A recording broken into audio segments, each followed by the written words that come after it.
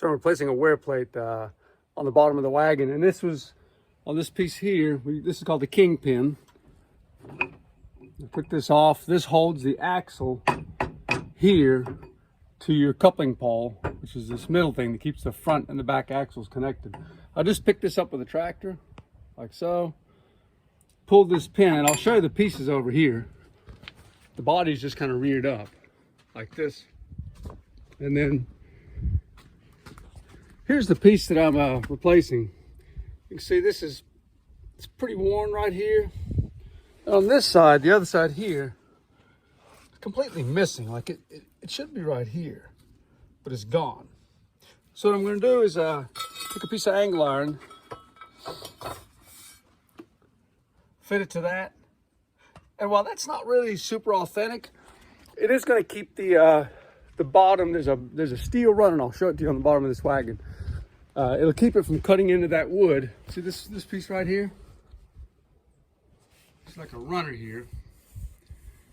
So that new piece of metal will run back and forth on this, and this keeps the weight off your axle, keeps the bed of the wagon, which is jacked up in the air, from pushing down on your axle, so your wheels can turn. You see, this needs to turn underneath here.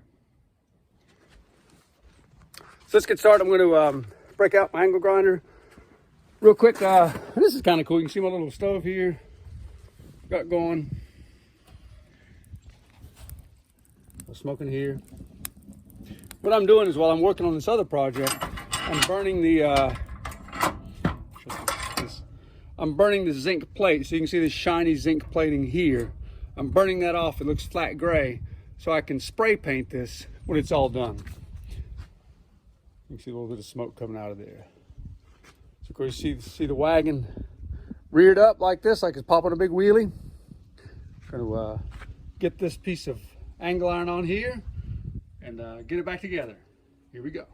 So one of the great things about these old wagons is they're pretty straightforward to work on if you've got some basic carpentry tools. So what we're going to do here, in this case, this is the plate, and I'm going to cut off this little steel plate. You can see where it's pretty grooved in here, where that rub plate is worn back and forth across it.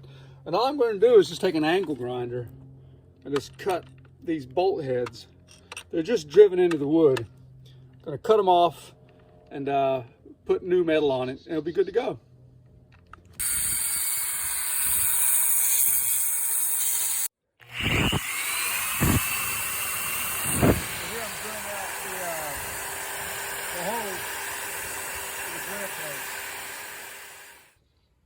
So this is the finished repair.